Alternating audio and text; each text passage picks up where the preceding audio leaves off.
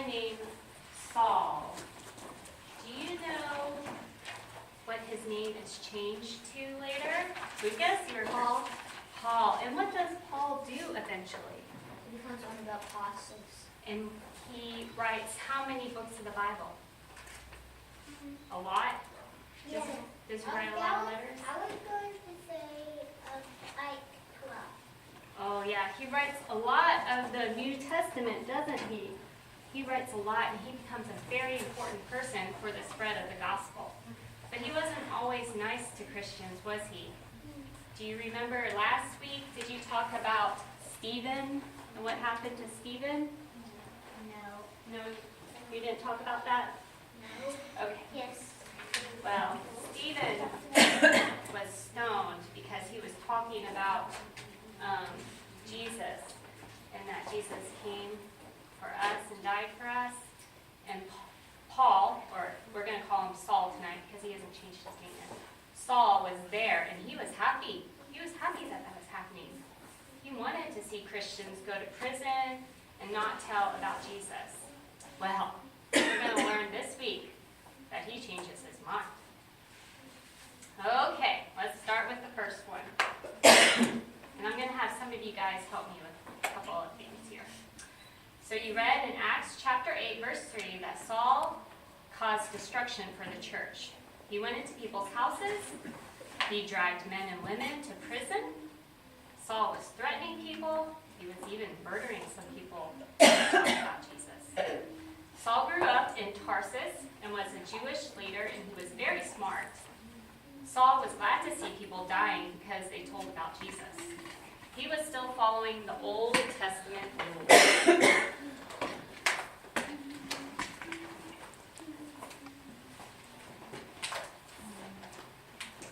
Saul was in Jerusalem and went to the high priest and asked for letters so he could go to the synagogues in Damascus and bring back anyone that was teaching about Jesus.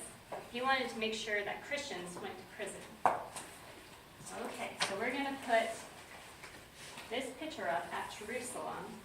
And Thomas, will you help me first? I want you to put this picture up right on that dot. Do you see Jerusalem? Can you stick that up there? Okay, so Saul is in Jerusalem now. But he's going to travel to Damascus. So it was about 140 miles from Jerusalem to Damascus. So I'm going to have someone put a picture of the road that he goes on. That would probably take Paul and the other men that traveled with him about 5 or 6 days because they were walking by foot. As they were traveling and they got closer to Damascus, about noonish, suddenly a light came and shone around Saul from heaven. And the light was brighter than the normal afternoon sun. Saul fell to the ground, and Jesus said to him, "Saul, Saul, why are you persecuting me?" Saul asked, "Who are you, Lord?" And then Jesus answered, "I am Jesus, whom you are persecuting." Saul was trembling, and he was amazed and asked, "What do you want from me?" He was told to get up and go to the city of Damascus, and then he would be told what to do. Okay, Stevie, you want to help me? Can you help me with something?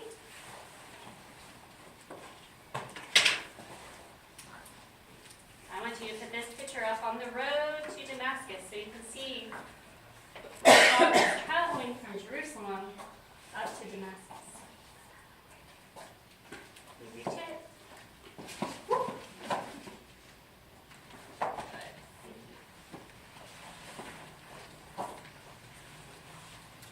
The men that were traveling with Saul stood there speechless. They heard someone talking, but they couldn't see anyone. So Saul stood up and opened his eyes, but he realized he couldn't see anything. So the other men had to lead him by hand and took him to Damascus. Okay. So now he's going to go up to Damascus, and let me see, I need someone taller. Yeah. I have lots of things for you guys to do with me tonight, so most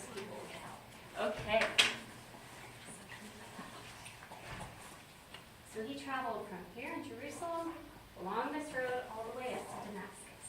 Thank you. So he was there for about 3 days, and he couldn't see, and he didn't eat, and he didn't drink, but Saul did a lot of praying, and he had some time to think about what he had been doing to the Christians.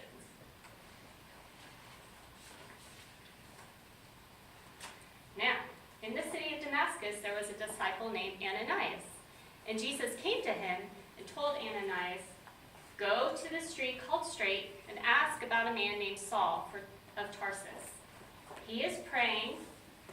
Saul is waiting for you to come and put your hands on him so he can see again." Ananias replied, "Lord, I have heard lots about this man and all the things he has done to your people and how he has harmed them. He has the authority from the chief priests to put us in prison."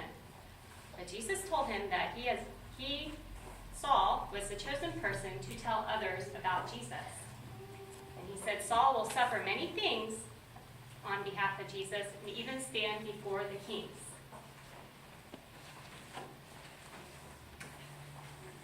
So Ananias went to Saul, and then he laid his hands on Saul and told him that Jesus had also appeared to him.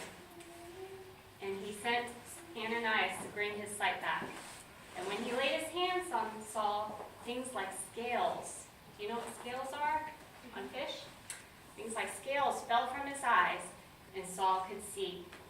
And then Saul immediately got up and was baptized. That might be yucky. So then Saul ate and got his strength back, and he spent some time with the disciples in Damascus.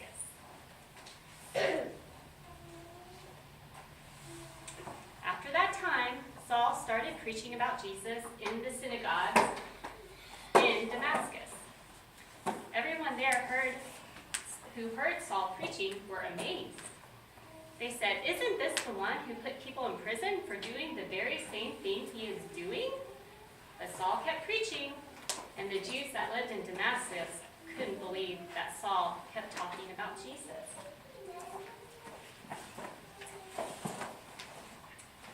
Now, the Jews in Damascus planned to kill Saul. They watched the gates day and night and tried to kill him, tried to catch him to kill him. So, the disciples heard about their plans, and one night the disciples lowered Paul down the walls of Damascus in a basket so that he could escape. Saul left on foot and went to Jerusalem, which was again about a 5 or 6 day walk. Okay, so let's see. You want to help me? Let's put this picture back up near Damascus, because here he is leaving Damascus in a basket. Can you put that up next to that other picture at the top? Good. So he's gone from Jerusalem up to Damascus, and now he's going back to Jerusalem. When Saul had first come to Jerusalem, he tried to join the disciples, but they were afraid of him. Would you be afraid of him? I would.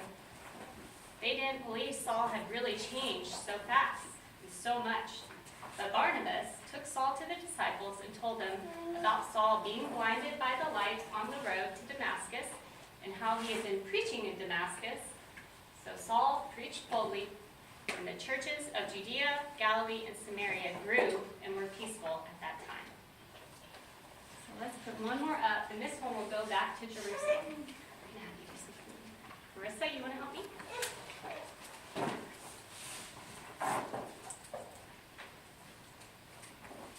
Can you put that one up right over here? Because he came back. Good. So that was a big change for Saul, wasn't it? He went completely opposite from what he was believing. That's kind of hard to believe, and I can understand why the disciples were afraid of him. I want to tell you about our take home. Now,